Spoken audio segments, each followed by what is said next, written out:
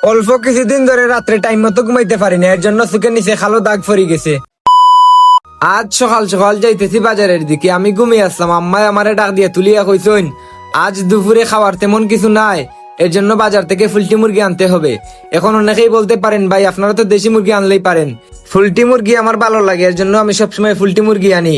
আমার আম্মাই আজ আমার এত সকাল ঘুম থেকে তুলিয়া বাজারে পাঠাইছইন। ভাই আমার চুকেমকে সব অন্ধকার দেখলাম, চুকেমকে সব জাপসা লাগে। এত সকাল আমি কোনোদিনও ঘুম থেকে উঠি না। এখন আমি চলে এসেছি ফুলটি মুরগির দোকানে। আমি ভালো করে দেখতেছি আমার বাজেটের ভিতরে কোন মুরগিটা ভালো হয়। আমি জিজ্ঞেস করলাম দোকানের মালিকরে, আঙ্কেল ফুলটি মুরগির কেজি কত? উনি বললেন ফুলটি মুরগির কেজি 160 টাকা। ভাই এটা শুনে তো আমার মাথায় হাত। মুরগির দাম শুনেই আমার পেট ভরে গেছে, বাড়িতে নিয়ে আর মুরগি রান্না করে খাওয়া লাগবে না। এরপর আমি আঙ্কেলরে বললাম, আঙ্কেল দামটা একটু কম রাখেন। উনি বললেন এই রেট একবারে ফিক্সড, এর থেকে কম দামে কেউ তোমাকে দিতে পারবে না। প্রতি কেজি আমাদের 150 টাকা করে কিনা এবং 160 টাকা করে আমরা সেল দেই। মাত্র আমাদের 10 টাকা লাভ হয়, এই 10 টাকা দিয়ে আমাদের ঘর ভাড়া কারেন্ট বিল দিতে হয়। যাই হোক গাইস, এখন আমি বাড়িতে যাইতেছি, ততক্ষণে তোমরা ভিডিওতে লাইক করে চ্যানেলটিকে সাবস্ক্রাইব করে দিও।